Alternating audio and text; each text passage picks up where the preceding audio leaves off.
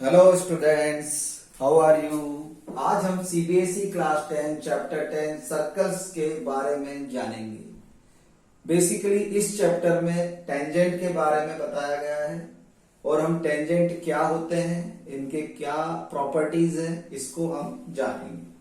ठीक है, तो हम बात करें टेंजेंट के पहले हम एक सर्कल और एक लाइन के बीच में रिलेशन पहले देखें कि सर्कल और लाइन के बीच में क्या रिलेशन हो सकता है। देखो, ये एक सर्कल है ना, ये सर्कल और ये लाइन, ये आपस में अभी एक दूसरे को इंटरसेक्ट नहीं कर रही है, इनके बीच में कोई भी कॉमन पॉइंट नहीं है। तो क्या है? No common point with respect to circle, with respect to circle, इन दोनों के बीच में कोई कॉमन पॉइंट नहीं। ठीक है, अब इसको मैं इधर शिफ्ट करता हूं, किसको? लाइन को मैं शिफ्ट कर रहा हूं, तो क्या होगा?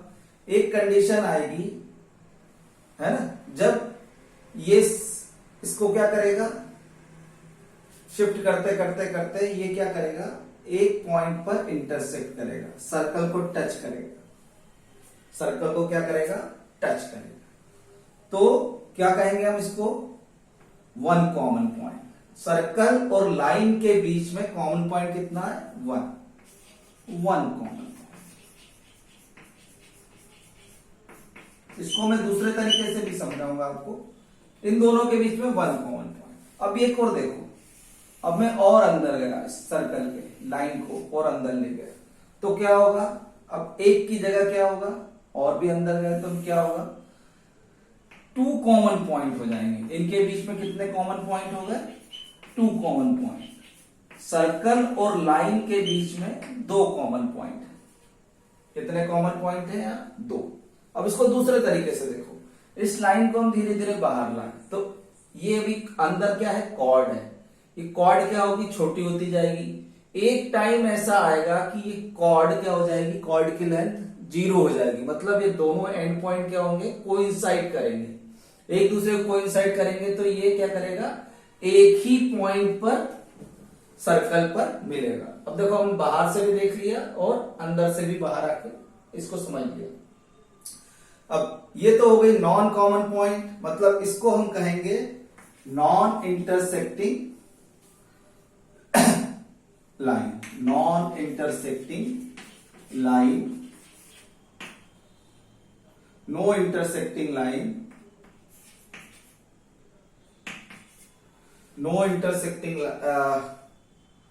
नो इंटरसेक्टिंग पॉइंट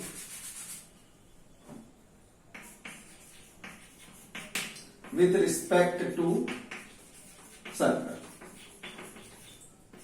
ठीक, यहां पर इसको हम कहेंगे टेंजेंट, इस लाइन को हम कहेंगे टेंजेंट, जिसके बारे में हम पढ़ेंगे। इसको हम कहेंगे टेंजेंट और इसे हम कहेंगे सीकेंट, इसे हम कहेंगे सीकेंट। इस लाइन को हम कहेंगे टेंजेंट, इस लाइन को हम कहेंगे सीकेंट। तो अभी हमने देखा कि इस सीकेंट को हम इधर शिफ्ट करके लाए, तो हमें ये दोनों कॉर्ड क्या हो गए? कॉर्ड की लेंथ एक टाइम पर क्या हो गई? जीरो हो गई। मतलब दोनों एंड पॉइंट कोइंसाइड हो गए। तो सीके टेंजेंट क्या है? ये सीकेंट का एक स्पेशल केस है, जब दोनों कॉमन पॉइंट क्या करते हैं? एक हो जाते हैं। दोनों कॉमन पॉइंट क्या हो जाते हैं? एक कॉमन पॉइंट में कन्वर्ट हो जाते हैं। तो टेंजेंट क्या है? सीकेंट का एक स्पेशल केस है, जब ये कॉर्ड छोटी होती होती होती क्या होती है? पॉइंट पर आ जाती है। मतलब एक ही पॉइंट हो जाते हैं उसके कॉमन पॉइंट, दोनों कॉमन पॉइंट एक कॉमन पॉइंट में कन्वर्ट हो जाते हैं। तो ये हो गया टेंजेंट। अब हम इसके बारे में सोचते हैं, इसके बारे में बात करते हैं। ठीक है, अब देखो यहां, अब हमारे पास ये सर्कल, ठीक, इस सर्कल के अंदर एक पॉइंट है, क्या इस पॉइंट से मैं टेंजेंट ड्रॉ कर सकता हूं? देखो यार, ये लाइन मैंने ड्रॉ की, ये इस सर्कल को 2 पॉइंट पर इंटरसेक्ट कर रही है। ये लाइन ड्रॉ की, ये इस सर्कल को 2 पॉइंट पर इंटरसेक्ट कर रही है। ये लाइन ड्रॉ की, ये इस सर्कल को 2 पॉइंट पर इंटरसेक्ट कर रही है। चलो मैं यहां पर पॉइंट रख लूं तो भी क्या होगा, उस कंडीशन में भी क्या होगा, मैं ऐसी कोई लाइन नहीं बना पा रहा हूं जो सर्कल को केवल एक ही पॉइंट पर क्या करे, इंटरसेक्ट करे या टच करे या मीट करे, है ना। मतलब इसका मतलब क्या हुआ, सर्कल के इंटीरियर पॉइंट से हम कोई भी टेंजेंट ड्रॉ नहीं कर सकते। सर्कल के इंटीरियर पॉइंट से हम कोई भी टेंजेंट ड्रॉ नहीं कर सकते। अब तुम पूछोगे सर ऐसा क्यों, है ना, आपने ये चीज क्यों बताई? ये इसलिए बताई कि अब ये देखो, ये टेंजेंट हम कह रहे हैं कि एक ही पॉइंट पर टच कर रहा है, ठीक है। क्या इस पॉइंट से मैं और भी टेंजेंट ड्रॉ कर सकता हूं? अगर मैं ऐसा करूंगा तो क्या होगा, देखो ये एक ही पॉइंट है, जो मैंने तुमको बात कही थी, क्या कही थी कि एक ही पॉइंट पर क्या कर रहा है, ये टच कर रहा है। और अभी इसके पहले मैंने तुमको बताया कि टेंजेंट के अंदर किसी भी पॉइंट से हम सर्कल के अंदर के किसी भी पॉइंट से हम टेंजेंट ड्रॉ नहीं कर सकते,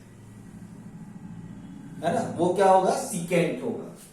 अब ये जो मैंने एक पॉइंट ड्रॉ किया, ये पॉइंट पर जो टेंजेंट ड्रॉ किया, ठीक है।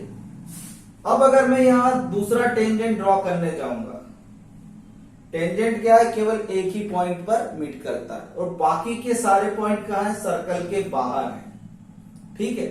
अगर मैं इसको मोड़ दूं तो क्या होगा, ये अंदर घुस जाएगा सर्कल के, ये कहां चला जाएगा, सर्कल के अंदर। तो ये लाइन क्या हो जाएगी, सीकेंट बन जाएगी। तो एक पॉइंट से केवल एक ही टेंजेंट ड्रॉ किया जा सकता है, एक पॉइंट से केवल एक ही, सर्कल के किसी भी पॉइंट से केवल एक और एक, one and only one tangent can be drawn from a point on circle. किसी भी सर्कल के एक पॉइंट से एक ही टेंजेंट ड्रॉ किया जा सकता है। अब दूसरी चीज, सर्कल पर इंफिनिट पॉइंट्स होते हैं। सर्कल पर कितने पॉइंट होते हैं, इंफिनिट। तो हम सर्कल पर इंफिनिट टेंजेंट ड्रॉ कर सकते हैं, हर पॉइंट के लिए एक। तो ऐसे इंफिनिट टेंजेंट ड्रॉ किए जा सकते हैं, ठीक है। अब दूसरी चीज, ये जो सर्कल है, ये जो टेंजेंट और सर्कल के बीच में ये जो पॉइंट है, टेंजेंट जिस पॉइंट पर सर्कल को इंटरसेक्ट करता है, इसको हम कहते हैं टच। टेंजेंट का इस पॉइंट पर टच करना। मान लो कि ये टेंजेंट ए बी है और ये पॉइंट पी पर मिल रहा है, टच कर रहा है, तो इसको हम कहते हैं पॉइंट ऑफ कॉन्टैक्ट। क्या कहते हैं, पॉइंट ऑफ कॉन्टैक्ट, ठीक है। ये है रेडियस ओपी, ये क्या है, सर्कल की रेडियस ओपी। अब इस ओपी और इस टेंजेंट में क्या रिलेशन है, ओपी और टेंजेंट में रिलेशन ये है कि ओपी जो है इस टेंजेंट के परपेंडिकुलर होता है। क्या होता है, OP is perpendicular to tangent A B. OP क्या होता है, इस टेंजेंट के परपेंडिकुलर होता है, ठीक है। आगे यहां तक समझ में। अब आगे बढ़ते हैं। अब देखो, अगर मैं ओपी इसको और पीछे की साइड बढ़ाऊं तो मुझे क्या मिलेगा, क्या मिलेगा, डायमीटर। पीक्यू क्या हो गया, डायमीटर। ये 180 डिग्री का एंगल बना रहा है ना, ये लाइन सेगमेंट है। इस पर मैं जो टेंजेंट ड्रॉ करूंगा वो भी क्या होगा, परपेंडिकुलर होगा। वो भी क्या होगा, परपेंडिकुलर होगा, है ना। इसको अगर मैं नाम दे दूं एल एम, ठीक है, तो क्या होगा, ये दोनों लाइंस क्या होंगी, पैरेलल होगी। तो डायमीटर पर जो टेंजेंट ड्रॉ होंगे, डायमीटर पर जो टेंजेंट ड्रॉ होंगे वो क्या होंगे, आपस में पैरेलल। क्यों, क्योंकि इसको अगर ऐसे देखो तो sum of interior angle on both, है ना, on same side of transversal is 180 degree. तो इनका सम कितना होगा, ये क्या होगी, लाइंस पैरेलल। ठीक है, अब आगे बढ़े, आगे देखते हैं इसके बारे में और भी चीज। मान लो कोई पॉइंट, अभी हमने बात करी इंटीरियर पॉइंट की, फिर हमने बात करी सर्कल के पॉइंट ऑफ कांटेक्ट की, अब हम बात करें एक्सटीरियर पॉइंट की। ये एक एक्सटीरियर पॉइंट है, इस पॉइंट से हम सर्कल पर कितने टेंजेंट ड्रॉ कर सकते हैं। ये देखो, एक और ये दो से ज्यादा टेंजेंट ड्रॉ नहीं कर सकते। ये सेंटर O है, ये हमने इसको मिला दिया, ये इसको मिला दिया, तो ये क्वाड्रिलेटरल बन गया। मान लो कि पॉइंट P है, ये टेंजेंट PA और PB, तो दो से ज्यादा टेंजेंट हम ड्रॉ नहीं कर सकते। तुम करके देखने की कोशिश करो, क्योंकि ये लाइन इस पॉइंट से केवल सर्कल को इधर जाओगे तो एक ही पॉइंट पर टच कर पाओगे, इधर आओगे तो भी एक ही पॉइंट पर टच कर पाओगे। अब इसमें देखो खास इसके प्रॉपर्टीज क्या है। देखो ये 90 डिग्री का एंगल बना रहा है, ये भी यहां पर कितना एंगल बना रहा है, 90 डिग्री का। तो 90 प्लस 90 180। किसी क्वाड्रिलेटरल के चारों एंगल का सम कितना होता है, 360। तो बचे क्या, ये दोनों का सम कितना होगा, 180। तो हम क्या कहेंगे कि ये दोनों एंगल कौन से, ये वाला और ये वाला, ये दोनों एंगल क्या है, सप्लीमेंट्री एंगल है। ये दोनों एंगल क्या है, सप्लीमेंट्री। दूसरी चीज, ये PA और PB क्या है, आपस में बराबर होंगे। एक्सटीरियर पॉइंट से केवल दो टेंजेंट ड्रॉ किए जा सकते हैं, और ये PA को हम कहते हैं टेंजेंट की लेंथ, लेंथ ऑफ टेंजेंट, और PB को भी कहेंगे लेंथ ऑफ टेंजेंट। तो लेंथ ऑफ टेंजेंट क्या होती है, किसी पॉइंट से सर्कल को जिस पॉइंट पर टच करता है टेंजेंट, है ना, उस पॉइंट तक का जो डिस्टेंस है उसको हम कहेंगे टेंजेंट की लेंथ PB, इधर PA। ठीक है, ये टेंजेंट की लेंथ हो गई। अब आगे बढ़े, ये चीज समझ में आ गई। अब ये दोनों, अब तुम्हारे मन में क्वेश्चन आ रहा होगा, सर ये इक्वल कैसे, है ना। तो इक्वल कैसे है, इसको भी हम डिस्कस कर लेते हैं, उसके बाद हम अपने